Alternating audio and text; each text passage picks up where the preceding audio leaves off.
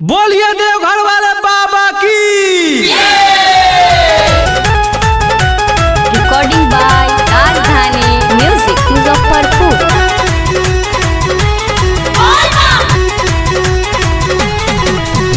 बाबा से एक बार भेंट कराई, बोला बामा बोला तो हम अकेले जाई, बोला बामा बोला तो हम अकेले जाई। बाबा से एक बार भेंट कराई, बोला बामा बोला तो हम अकेले जाई।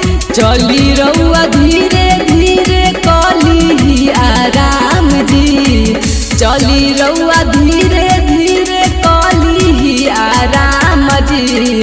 भोला जी पजलबा हाय हाय, भोला जी पजलबा चढ़ा लिए भाऊजी, भोला जी पजलबा चढ़ा लिए भाऊजी।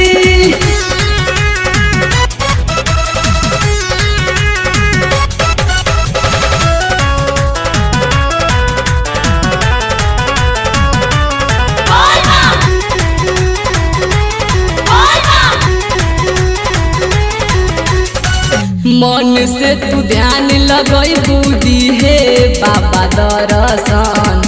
एक चिलम गाजा पीऊ दूर कर दीते नसान, दूर कर दीते नसान। मन से तू ध्यान लगई बूदी हे बाबा दर्शन। एक चिलम गाजा पीऊ दूर कर दीते नसान। भंगिए के पीसत पीसत क देबू बिहान जी, भंगिए के पीसत पीसत क देबू बिहान जी। भोला जी पजलबा हाय हाय, भोला जी पजलबा चढ़ा लिए भाऊजी, भोला जी पजलबा चढ़ा लिए भाऊजी।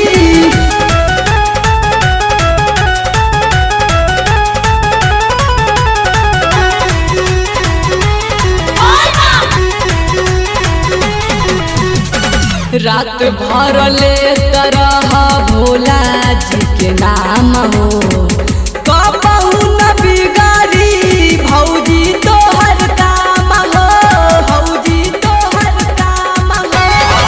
रात भर ले तरह भोला जी के नाम हो, कबहू न बिगाड़ी भौजी तोहर काम हो।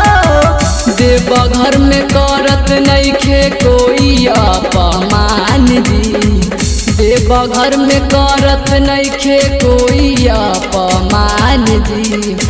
भोला जी पजलबा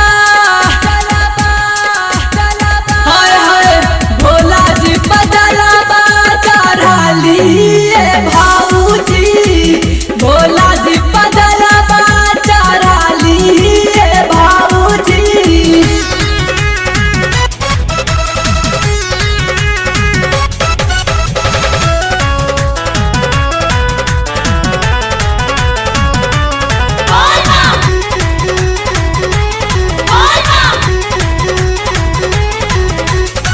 धीरे जदि चलबू त होई नाही टेंशन, कहीं जदि दौड़बू त फूट जाई पोरासन, फूट जाई पोरासन। धीरे जदि चलबू त होई नाही टेंशन, कहीं जदि दौड़बू त फूट जाई पोरासन।